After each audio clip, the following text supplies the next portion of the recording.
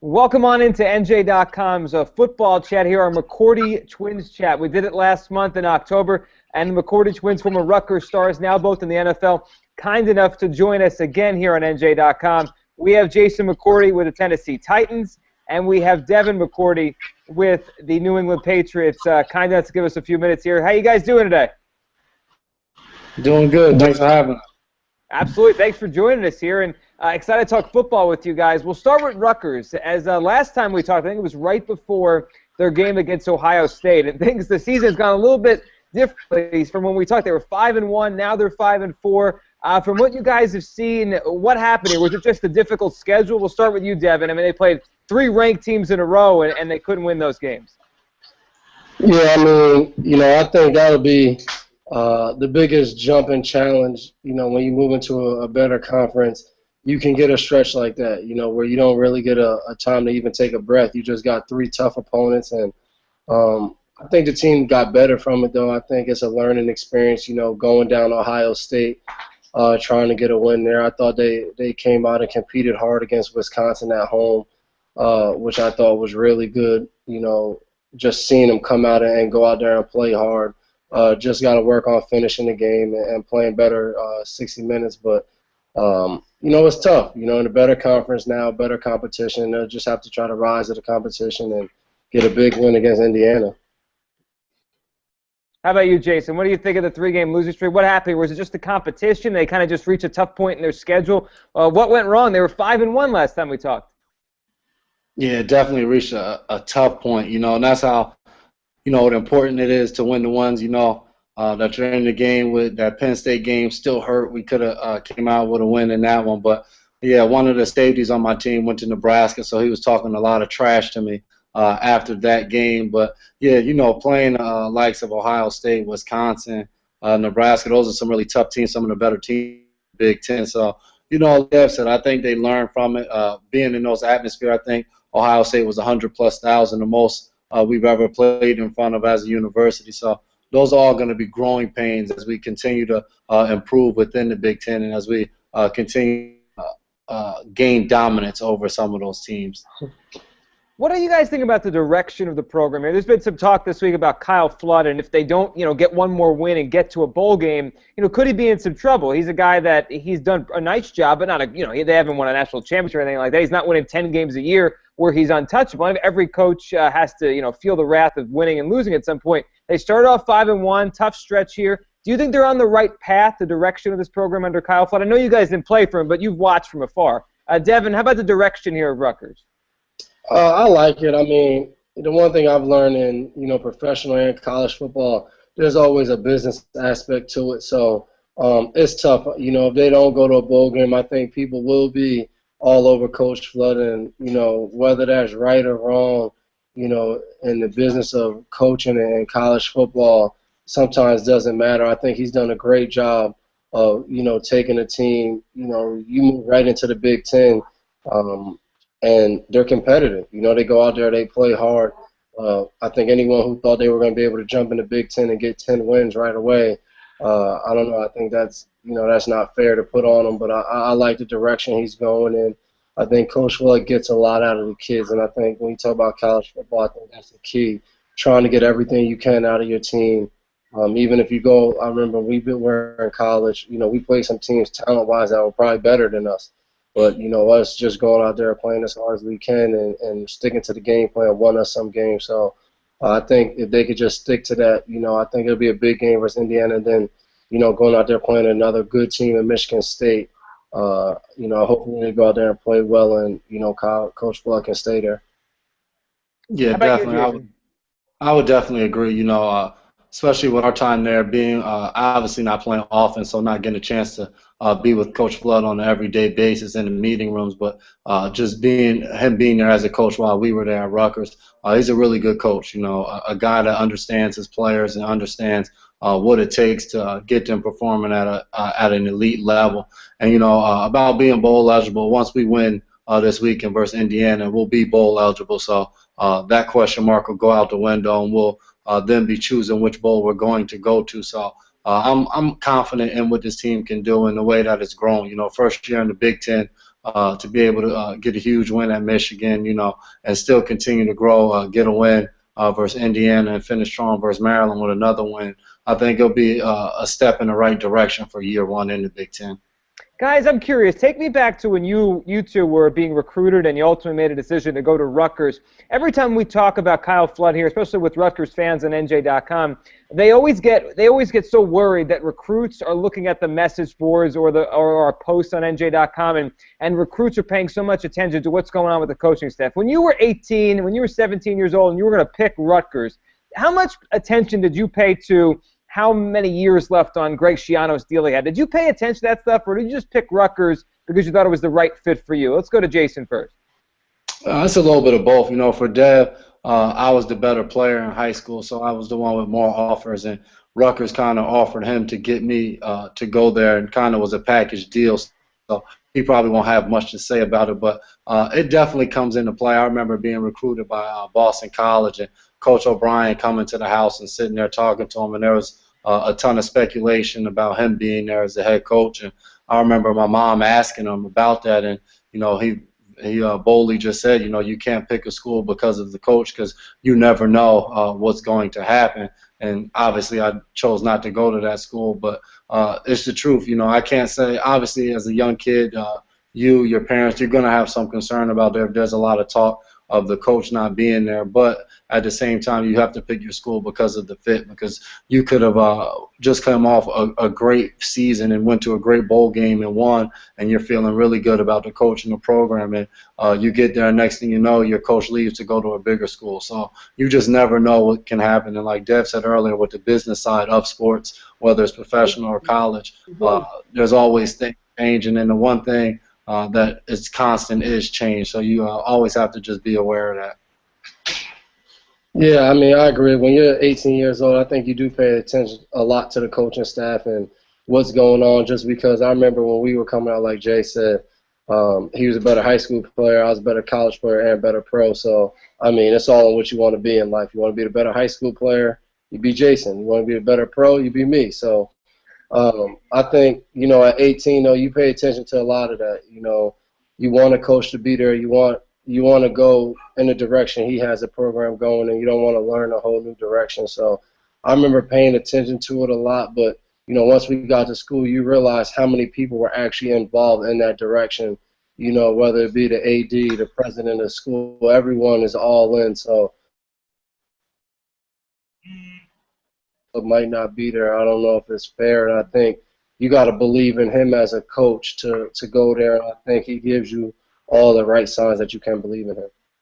Your former coach, Greg Schiano, who we mentioned here a couple times, he's been in the news lately, guys. Your Sports Illustrated article came out about him and kind of the year he's taken off of coaching and kind of looking at himself and maybe changing some things, and obviously he wants to get back into it. Do you guys expect Coach Schiano to get back into being, either a collegiate head coach or an NFL head coach pretty soon? He went from Rutgers to Tampa, and now he sat out this year. What do you think about Greg Schiano getting back in the game soon? You think it's going to happen? Yeah, I definitely do. The only thing a little discouraging about the article is I think he said he was adding taco mix or something to his eggs. So I did see that. Yeah. I'm kind of questionable about that part, but Coach Schiano is a great coach, and I look forward to him, whether it's professional or collegiate, getting back into coaching. Just to read that article and having played for him for 4 years, and just to be able to read and see what he's doing with his year off, or spending a ton of time with his family. Just to read that he found out what Netflix is just now was kind of funny, but to know that he's actually reflecting on his coaching style and the way to go about things and trying to, move with the times was really encouraging, and you appreciate that from somebody who's really trying to better themselves and become probably the best coach that he possibly can be.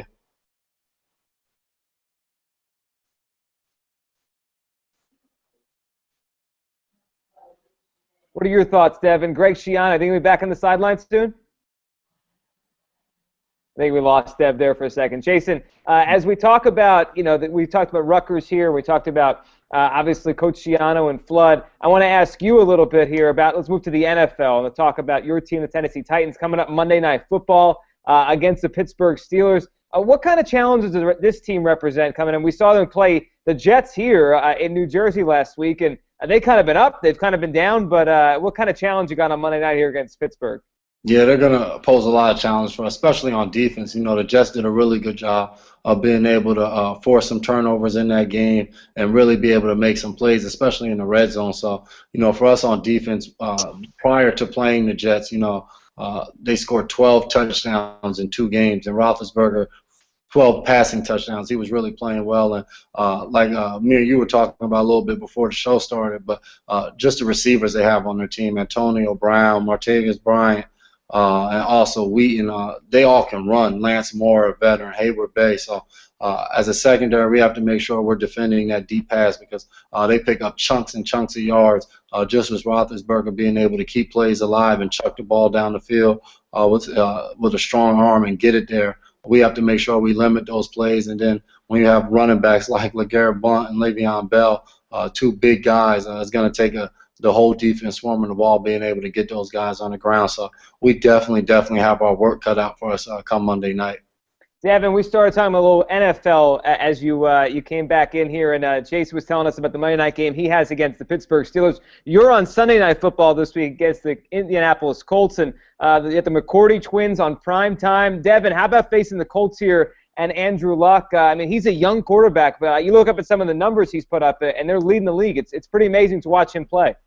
Yeah, I mean, for us, you play Peyton Manning and Denver's offense, and, you think that's as tough as it can get, and then, you flip the page the next week and you start looking up stats, and the Colts are leading the league in scoring. The Colts are leading the league in passing yards. So, they're on pace, and Andrew Luck's on pace to break a lot of single-season records this year. So we realize how hard of a challenge it is. I mean, I've gotten Jason.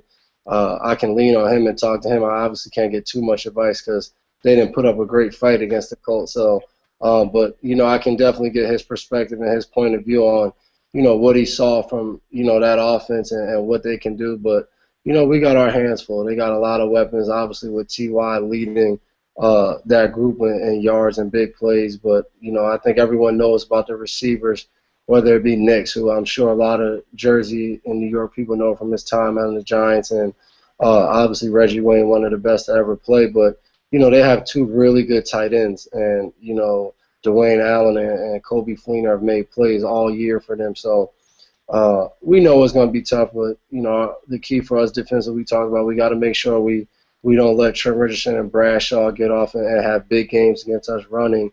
And even though they like to throw the ball, we just want to try to make them one-dimensional and focus on that. But, we feel like we had a good secondary, and we're kind of excited to go out and play this top offense and take on this challenge. Guys, I wonder, what is it like to play in the primetime games compared to 1 o'clock on Sunday? I mean, that's usually the spot, 1 or 4 on Sunday, and I think you guys get acclimated to that. Then all of a sudden you get these primetime games. Jason, for you, Monday night, you have to wait all weekend. How does that change your routine? Do you like that, or do you wish you were playing just 1 o'clock, normal time, Sunday afternoon? I think as players, when you get so used to your routine, you enjoy being in that routine. But, I mean, you can't pass up on a primetime game, a chance to play in front of the entire country. So that aspect of it makes it all worth it to know, everybody will be tuned into your game and watching Monday night. Gruden, Tirico, the whole crew commentating the game. It's a ton of fun. So I think everybody looks forward to those type of games. And, I'll get a chance to stay up a little later and watch Dev on Sunday night is kind of a plus. But, the toughest thing is probably getting ready for those Thursday night games just because of that quick turnaround. A lot of times guys come out of games on Sunday beat up and bruised. If you were rehabbing an injury the week before and now you just played in a game and trying to come back for a Thursday night game is really tough. So those are the ones that are really the toughest to play for and the toughest to recover to get to. Devin, do you like the primetime games? You guys playing a lot of them with New England, or do you prefer those 1 o'clock Sundays? No, I mean, I like it. I think, you get a chance to, play a big game usually on these primetime games. And, I think for us, like you said, we play about 3 or 4 a year, so it's not a big difference, a big change. We just shift our schedule a little bit to whether it's a Sunday night or Monday night game, or, even a quick turnaround like Jay said for Thursday night. But, it's kind of like high school when you play Friday night under the lights. It's a big one. You got to really come to play to try to get that win. So We won on Thursday night. We lost our Monday night game against Kansas City, so it's another chance to be prime time. But like you said, the hardest thing probably is sitting around waiting for the game all day. Different than those 1 o'clock games where you just get up and go. So it's like Coach Schiano used to say, a slow burn, just getting ready to go for the game. Guys, as we sit here, we go into week 11 now of the season. I always wonder at what point does it start catching up to you guys. I mean, you guys have been in the NFL for a few years now, so it's not like a rookie coming in and hits that wall. But, I mean, is there a point in the season where you really start to feel it? Is it week 11, 12, or, I mean, because you guys have been in the league now, are you conditioned for it? I mean, the college season's ending soon, but, of course, you still have you guys have a bunch of football left to play. Do you start feeling it around this time, or was that when you were kind of a rookie and a second-year player? No, yeah. Go ahead. Yeah, you definitely start to feel, I think, that when you get older, though, you understand that it's coming and you know how to better take care of your body. Whether it's like myself, I get 2 massages a week. I'm in the hot tub, the cold tub every day after practice. I'm using compression boots to try to flush out lactic acid. So you do everything you can to make sure you stay as fresh as you can. And, I remember talking to older guys when I first got in the league, and they used to tell me that, and being only 22, I used to be like, yeah, I hear you. I feel great. And then that wall does hit you your rookie year around week 12, 13. And then for us, we were in the playoffs. So it's like, dang, this season's never going to end. And I think you understand that now, and you know how to better attack it. So as a veteran, you got some soreness, but you do everything you can. And usually by Sunday or Monday night, you're feeling it, pretty good going into that game. Yeah, like Dad said, it's a process. Like him, I'm getting 2 massages a week, acupuncture as well. So you do certain things to make sure your body stays on cycle and you recover on a weekly basis. But I can remember my rookie year getting to probably about week 10 and feeling like my body was just going to fall apart because at that point you wasn't getting any massages. I was barely getting in the cold tub like that. So as you get older, you get a little bit wiser and you figure out some of the tricks of the trade to try to stay feeling young, So that's kind of the way you go about it. And I think mentally, you prepare your body and your mind all off season and then during the season, preparing for a 16-game season and then hoping if you play well enough, you can get some games extra on top of that. So mentally, you're more prepared for it and you know what to expect. We'll finish up with this one, guys. Tomorrow, Senior Day in Piscataway. Rutgers taking on Indiana. Final game for these seniors here. What is Senior Day like? Can you take me through that, what the feeling is like to play in a game like that? And then I need a prediction. Is Rutgers going to end this slide? Is Rutgers going to end this losing streak and knock off Indiana? What do you think, Jason? I think so. I can remember our senior night we played against Louisville, and it's just an awesome experience. We ended up really beating them pretty good that game, and just going through it and kind of taking the field and knowing like this is the last time that you're going to play on this field. And for me, the last time you're going to play with a lot of your teammates, a lot of guys that you came in with and kind of fought with for the past 4 years of continuing to grow. And that was the last time you were going to be able to go to battle with those guys. So it's an awesome, awesome feeling, but bittersweet at the same time because it's a little sad knowing you're not going to be back there and you're not going to get a chance to partake in all those college festivities. But I definitely think this is going to be our week. One of my old coaches at Rutgers is here with me in Tennessee, Coach McNulty, and we kind of give each other the analysis of the game each week. So we were talking, and we think this week versus Indiana, this is the one that we can get a victory. We don't want to wait for Michigan State next week to become bowl eligible because they're going to be a really tough opponent. So we're hoping that we can pull this one out versus Indiana. And I got a lot of faith in the guys, so I think they're going to come up big at home for senior night. Yeah, I mean, piggybacking off what Jason said, I feel like I had 2 senior nights.